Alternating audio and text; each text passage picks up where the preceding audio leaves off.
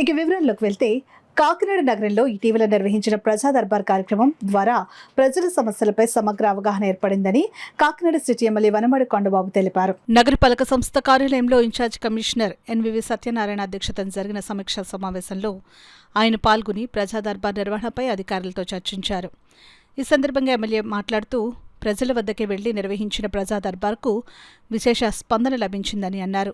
ఈ కార్యక్రమంలో మొత్తం 4126 వివిధ రకాల అర్జీలు స్వీకరించామని తెలిపారు. ముఖ్యంగా పెన్షన్లు, ఇళ్ల పట్టాలు, ఇతర ప్రజా అవసరాలకు సంబంధించిన అంశాలపై వచ్చిన అర్జీల ఆధారంగా ఒక సమగ్ర నివేదిక రూపొందించామని అన్నారు. ప్రజా దర్బార్ ద్వారా అధికారులకు ప్రజల అవసరాలు, సమస్యలపై స్పష్టమైన అవగాహన ఏర్పడిందని, అలాగే ప్రజా అవసరాలపై కూడా సమగ్ర దృక్పథం కలిగిందని అన్నారు. ఇకపై ప్రతి డివిజన్పై పూర్తి అవగాహన కోసం ప్రతిరోజు ఉదయం 7 గంటల నుంచి 9 గంటల వరకు ఒక డివిజన్ చొప్పున పర్యటనలు నిర్వహించేందుకు శ్రీకారం చుట్టనున్నట్లు వెల్లడించారు. వచ్చే ఏడాదిలో కాకినాడ నగరాన్ని సమస్యల రహిత నగరంగా తీర్చిదిద్దేందుకు నగరపాలక సంస్థ అధికారులు, ప్రజాప్రతినిధులు సమన్వయంతో ముందుకు సాగాలని సూచించారు. ప్రతి డివిజన్ అవసరాలకు అనుగుణంగా కార్యక్రమాలను రూపొందించాలని కమిషనర్ ఆదేశించారు. ఈ సమావేశంలో అదనపు commissioner KT Sudhakar, deputy commissioner Srinivas, SEP Venkatrao, TPRO Sailaja, health officer doctor Prithvicharan, manager శిరీష్తో పాటు ఇతర అధికారులు పాల్గొన్నారు. సముద్రం నుంచి ఆదిత్య కాలేజ్, చైతన్య కాలేజ్, అక్కడ మదర్ తెరిసా విగ్రహం ఉంటుంది. చూడడానికి ఇప్పుడు రోడ్ చాలా బాగుంటుంది.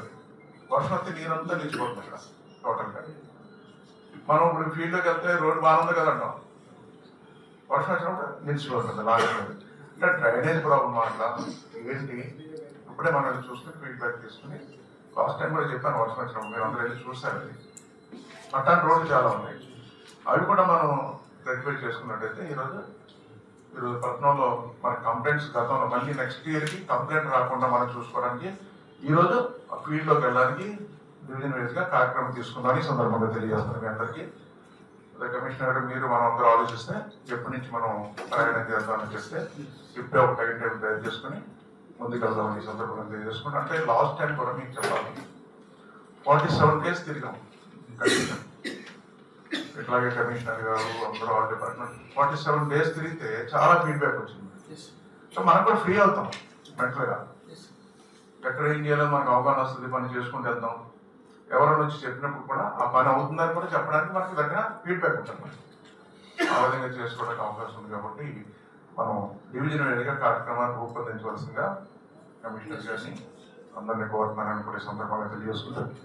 మరి ముఖ్యంగా మనం చాలా అభివృద్ధి చేస్తాం కాకినాడ. ఎంత అభివృద్ధి చేసినప్పుడు కూడా ఏదైనా పట్టణంలో ఎంటర్ అయ్యేటప్పుడు ఎంట్రన్స్ బాగుండాలి, ముందు వచ్చేసరికి అబ్బా భలే అనిపించాలి. కానీ అవి కూడా మనం యాక్షన్ ప్లాన్లో తయారు చేస్తాం స్మార్ట్ సిటీలో, కానీ అది పూర్తి చేయలేదు అధికారులు. మరి అధికారులు కోరుకోవడం వల్ల గత ప్రభుత్వం మళ్ళీ పట్టించుకోలేదు. ఏదైతే మనకి కాకినాడకి ఎంటర్ అవుతారో అనేక ప్రాంతాలు ఉన్నాయి. ఇటు నుంచి వస్తే సామర్లకోట రోడ్ నుంచి ఇటు ఇంద్రపాలెం పందెం దగ్గర అంబేద్కర్ విగ్రహం దగ్గరికి వచ్చేటప్పటికంటే స్టార్టింగ్ అంబేద్కర్ విగ్రహం చూడగానే అబ్బా ఎంత బాగుందో మళ్ళీ పెట్టారని వారండి. ఇప్పుడు ఆ ప్రాంతానికి వస్తారండి చెత్తతో నిండుకుంటుంది, అటు ఇటు చెత్త. నేను హెల్త్ ఆఫీసర్ గారు చూసుకోవాలి, ఆ చెత్త ఎక్కడ ముందు కంట్రోల్ చేయండి. ఆ ప్రాంతాన్ని ఏ విధంగా డెవలప్ చేయాలో ఆ ప్రాంతానికి వెళ్ళి మనం చూస్తాం. ఇంజనీరింగ్ సెక్షన్లో అది ఆ ఎంట్రన్స్ ఏ విధంగా చేస్తే బాగుంటుందో అది కూడా ప్లాన్ తయారు చేసుకుందాం. అదేవిధంగా మనకి ఇటు నుంచి వస్తే